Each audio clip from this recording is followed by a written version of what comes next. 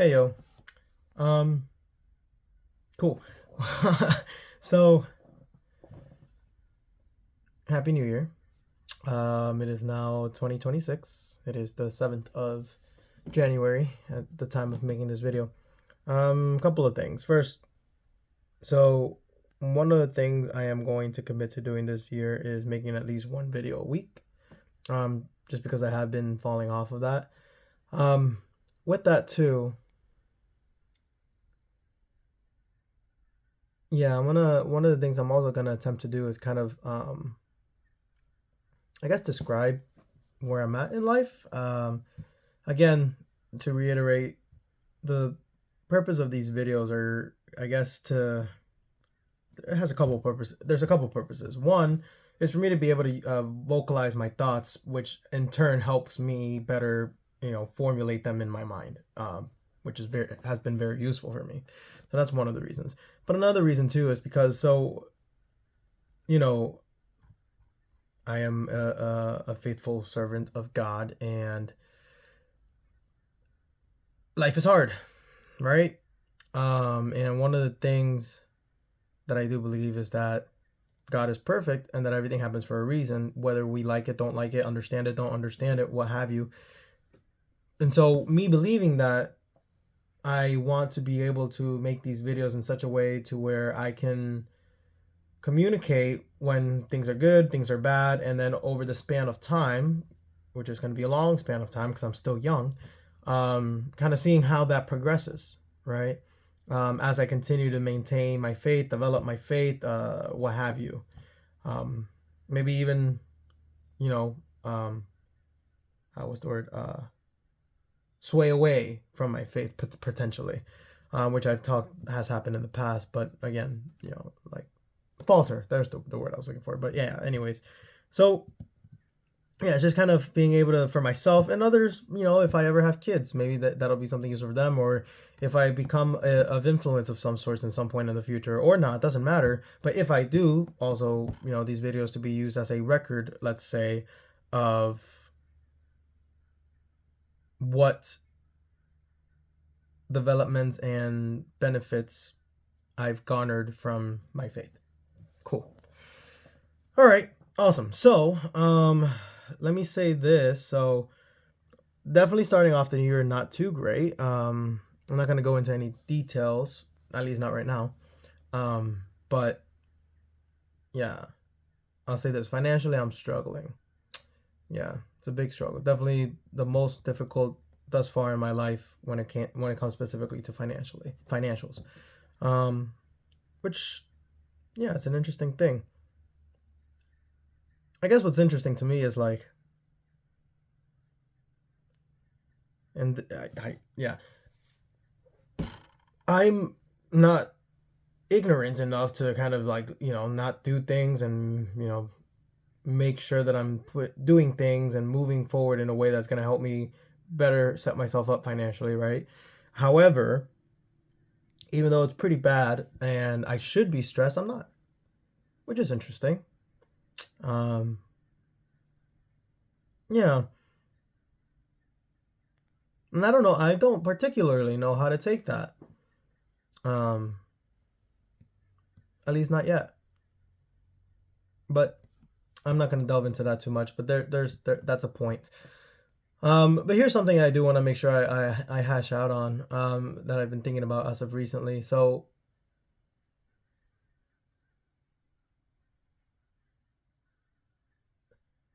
you know, one of the issues a lot of people have with, maintaining faith or even just developing their faith or what have you is kind of like, not being able to understand the whys of why God does certain things, right? Especially the things that are hard to swallow. Because I've said before, everything that happens in this world is to God's, whether it's His direct doing or His allowance of happening. Because everything that happens, He allows it to happen. Everything, and you can see why that might be a hard pill to swallow. Um, and so that's something that it's difficult for a lot of people, me included. However, I found my my own personal understanding of it, let's say. So here, and that's something I want to hash on for a little bit. So, okay. One of the things that I like to mention to people, I ask, what's one of the first thing that God tells us about himself? And then with that, I ask the question of like, hey, because God is a person. Now, God is God. He's the pinnacle of everything, right? But he is a person that has certain, emotions and feelings and things like that, right? Like he feels jealousy. He does feel hate, whether we want to admit that or not. Obviously, he is love, but so he is a person of sorts. Let's say, okay, cool. At least as far as I've come to understand. If you want to argue that, fine. But yeah. So one of the questions I ask people is like, in conversation is, what is one of the first thing that God tells us about himself? And then with that, I ask, when you are, again, under my conclusion or the assumption, whatever you want to call it, that God is a person. When you introduce yourself to somebody for the first time and it's like, if somebody says to you, hey, tell me something about yourself, anything, just tell me something about yourself. Usually, you would say something that you want the other person to know about you. It may not be the most important thing about you, but it's something you want the other person to know about you, right? And so one of the things I ask is like, and what is the first thing God tells us about himself? And we get the answer to that in the very first verse of the Bible, Genesis 1:1. In the beginning, God created the heavens and the earth. But that tells us that God is creative.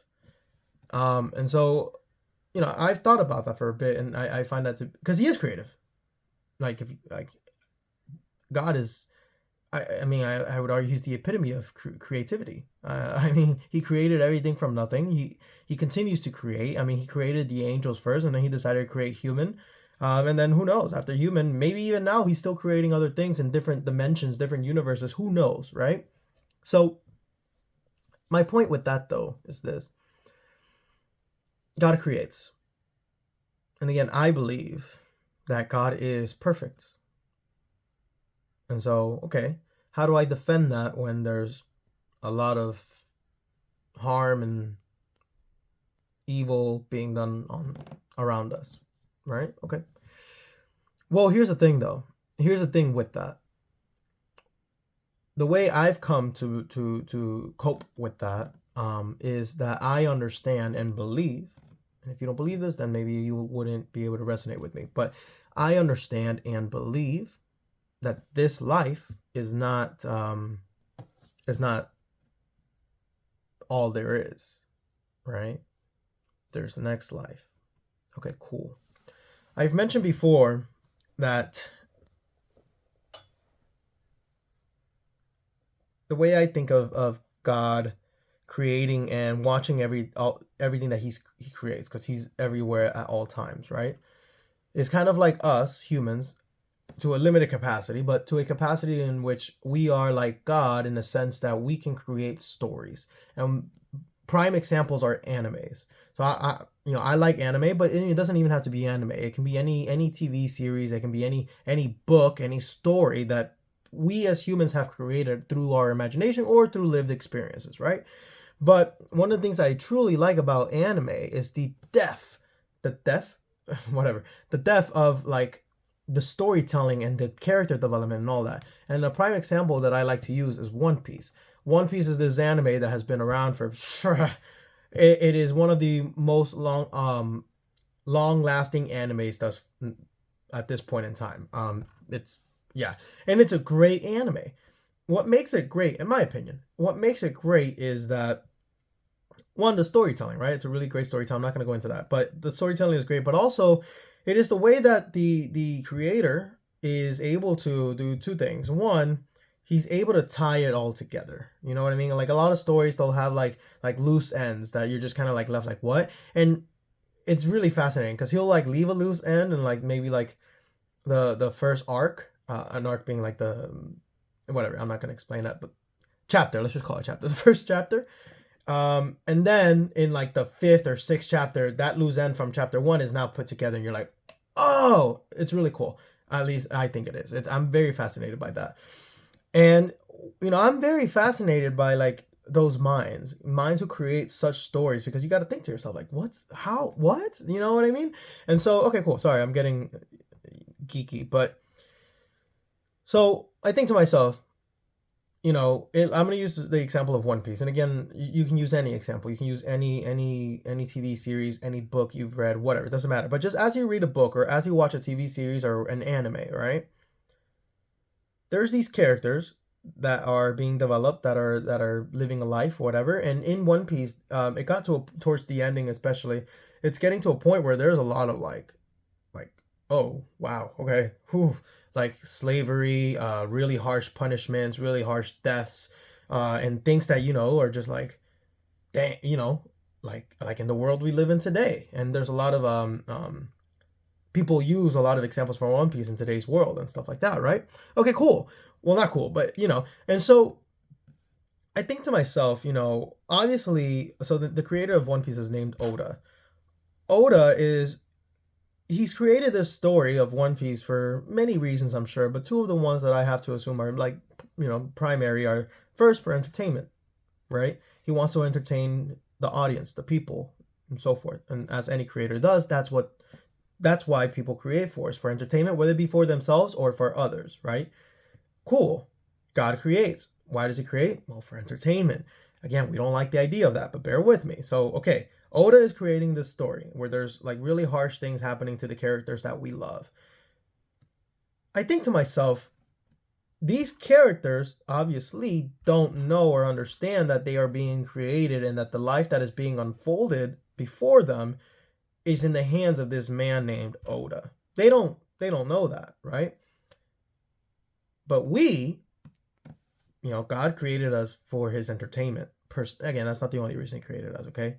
But that is part of it. And we know, however, or if we choose to know, some of us don't believe in God, so be it.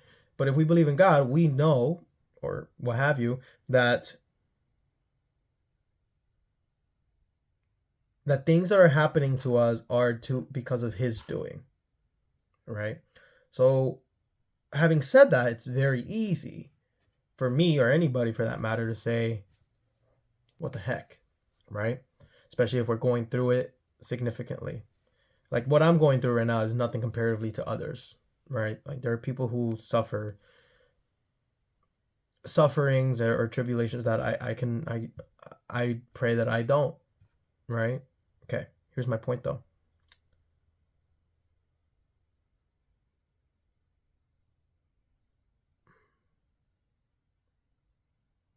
If we believe what scripture says to be true, which I do, and really believe that, like to the heart, not just say we believe it because, mom and dad told me to believe it. No, no, no, no, no. Like believe it. Then we would be able to understand to an extent, I would hope, that even though we are going through something that's very difficult, maybe even horrendous, that ultimately the way things happen to us, and there's nothing we can do about that, but our reaction and what we decide to do moving forward, that's on us. Okay? So accountability is a very important thing, just in general, in my opinion. And so what we do moving forward is going to predicate what happens to us moving forward, right? Something horrible happens to me. If I decide to, let's say, take revenge or, fall into a pit of depression, what have you, that's going to have more of a negative effect comparatively to those who have horrible things happen to them but decide to move forward in a positive manner, whatever that may be. There's many stories in the world of that. I'm not going to go into that per se. Here's my point though. Because I do believe that there is a life after life, an afterlife, the way I see it is the characters, so going back to One Piece, those characters, the ones, especially the ones that suffer and that we love, and we're like, why is this happening to this character? Those characters, they're going to go through that suffering, they're going to die, and that's the end of that, right? Because they're just a character in a comic. But we, in this world, again, from my understanding thus far in scripture, if we believe that to be true, because there, everybody who suffers doesn't just suffer. All of us have also beautiful moments in our life, right? So regardless of how much suffering or how much, wonderful things we experience, when we are no longer in this life and it is time for us to be judged and for God to determine what's going to happen next to us, at that point, depending upon how we decided to move forward through our tribulations, if we do, according to God's will, let's say, that's when we get to experience eternity, with Him, with God. And I'm not trying to water this. The way I'm speaking about it, I'm kind of like monotonistic right now, but really, I've thought about this sincerely. I can only I imagine that the experience of being in eternity with God and all of that is so euphoric. I assume it's like an example that I use to kind of try to describe it. Again, I don't know, but I'm just kind of putting together what I can. Is they say that when you take things like heroin, meth, and so forth, they're so potent. The reason people become addicted and stay addicted is because of the fact that it makes you feel such an amazing sensation that you just can't help it. You just can't help but want it. I can imagine, obviously without the drug aspect, that's what it would be like in the presence of God. That you feel so amazing, so blissful, so euphoric, what have you, that the experiences you experience when you were in this world are just very insignificant comparatively to where you're at that point in time, right? And again, another thing, and similarly related to this conversation, people often also lose their faith when they see evil people. P. Diddy, okay, prime example. He's done really bad things, will probably continue to do bad things, and has not faced a whole lot of consequence comparatively to what many would argue, should be faced for what he has done, right? Okay. And he may never. He may live a long life. He may live to be 80, 90, 100 years old, never again go to jail, still stay rich, still do the things he does, right? Okay, well, we could see that, and we can conclude what kind of God would allow this. Sure, if we don't put into perspective there is another life. And again, if you don't believe in God, you probably can't resonate with what I'm saying, and it is what it is. But if you do believe in God, and particularly if you believe in the God of the Bible, then you do understand that there is another life. You do understand that God judges all of us. And you should understand and believe wholeheartedly that those things, like, the evil that people can commit and continue to commit, and or the evil that happens to us, ultimately, it isn't God choosing to be evil with us. It isn't God not loving us. I mean, if you want to take it that way, fine. But no, I disagree with that, simply put, because to me, it's like, no, He is testing us. You know what I mean? Like, he is just, as far as I can tell, He wants to know and see, because again, he gave us free will. Otherwise, we'd just be robots, right? But He wants to see if we choose Him through all of that, because obviously He wants in the next world those who are going to truly commit to Him, who are truly going to devote themselves to Him, because again, He's God. And again, if you're someone who says like, what kind of God wants people to obey, like that's a dictator or whatever, if that's what you want to think of it, fine, go ahead. But again, He has that authority. Again, I don't see Him as a dictator, and I don't think anybody should. If you do, so be it.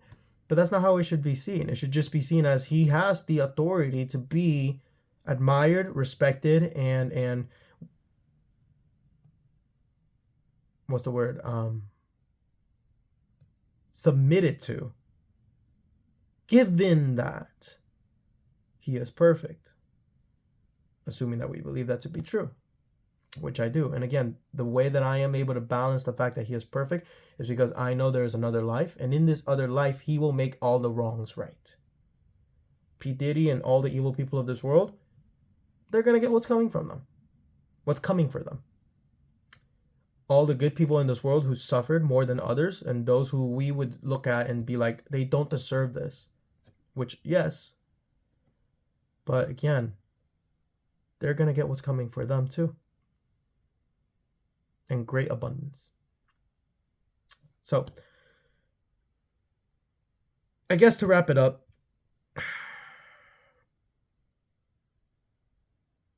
if we are choosing to have faith in the God of the Bible, and we struggle with, whether it be our own tribulation, others' tribulation, what have you, I think the key there is, at least for me, hopefully for others too, understanding that, one, again, he knows what he's doing.